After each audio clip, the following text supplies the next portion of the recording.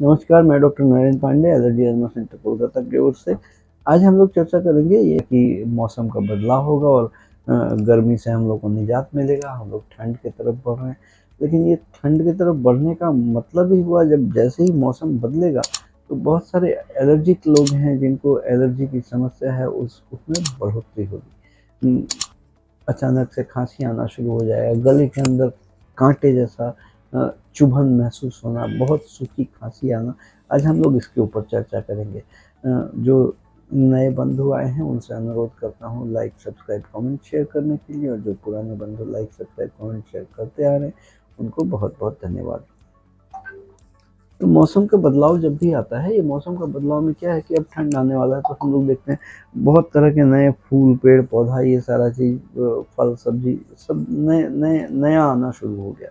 तो ये नए आने में क्या होता है कि जितने वेजिटेशन है, जो फोना फ्लोरा है, ये प्लांट्स हैं, इन सब का टेम्परामेंट, इन सब का तरीका ये सब चेंज होता है। इसमें क्या कि मैक्सिमम से मैक्सिमम अबॉन्डेंटली पोलन रिलीज होता है हम लोग के एटमॉस्फेयर में, जो आंखों से दिखता नहीं है, लेकिन सांस से हम लोग के साथ अंदर लंग में पहुंच जाता है। Because lung is the largest organ which is directly expose to the atmosphere.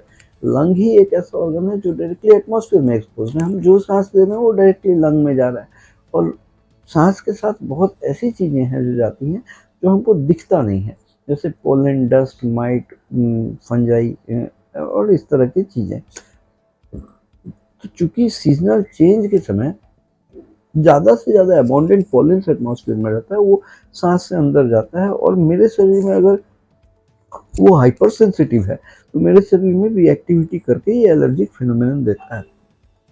कुछ लोगों को गले में कांटे जैसे होकर खांसी आना, कफ प्रोडक्शन होना, नाक से बहुत सारा छींक आना, नाक से पानी रनी रनी नोज होना, नेजल ब्लॉकेज होना, इस तरह का सिम्टम, बदन में दाफड़ दाफड़ अर्टिकेरिया, नोचनी चुलकानी होना, सांस में तकलीफ होना। जो लोग एस्मा से पीड़ित हैं उनका प्रॉब्लम में इस समय में वृद्धि होता है, क्योंकि उनको पता नहीं है जो एटमॉस्फेरिक पोल्यूटेंट्स हैं वो सांस के साथ अंदर जाके हाइपर रिएक्टिविटी करके इन्फ्लेमेशन कर रहे हैं और करके ये सारे प्रॉब्लम्स कर रहे हैं। तो फौरी तौर पर बहुत से लोग anti allergics, nasal spray, inhalers ये सब यूज़ करते हैं और उससे ही रिलीफ लेने का ज़रूरत पड़ता है।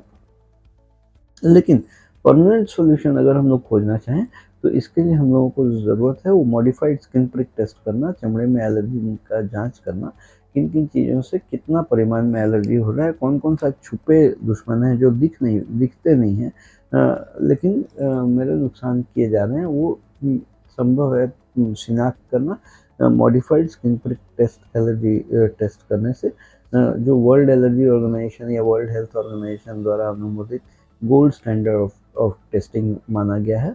तो ये मॉडिफाइड स्किन प्रिक टेस्ट आपके चमड़े में हाथ पे होता है, और ये चमड़े में हाथ पे करने के बाद जब ही पहचान हो जाए कि ये एलर्जी किन किन चीज़ों से कितने परिमाण में है, तो उसके बेसिस में स्पेसिफिक वैक्सीन बना के आपको दिया जाता है। वैक्सीन का नाम सुन के हम लोग डर जाते हैं, वैक्सीन मतलब इंजेक्शन ये वो, लेकिन ये एलर्जी का वैक्सीन दो तरीके से बनता है, इंजेक्शन भी बनता है, और हम लोग जो ज़्यादा प्रेफर करते हैं वो ओरल ड्रॉप के माध्यम से एलर्जी का वैक्सीन देते हैं। जैसे पोलियो वैक्सीन ओरल ड्रॉप पिलाते हैं बच्चों को और पोलियो से प्रोटेक्शन देते हैं, वैसे ही एलर्जी से प्रोटेक्शन देने के लिए, या जिन जिन चीज़ों से आप हाइपर सेंसिटिव हैं, जिन जिन चीज़ों से आप एलर्जिक हैं, उनके खिलाफ शरीर में रोग प्रतिरोध क्षमता, इम्यूनिटी बिल्टअप करने के लिए एलर्जी नेक्स्ट इम्यूनोथेरेपी वैक्सीन देने से ग्रेजुअली जब इम्यूनिटी बिल्टअप हो जाएगा तो इस तरह का एलर्जिक समस्या में बढ़ोतरी नहीं होगा, कम जाएगा, और आप नॉर्मल लाइफस्टाइल में वापस आ सकते हैं।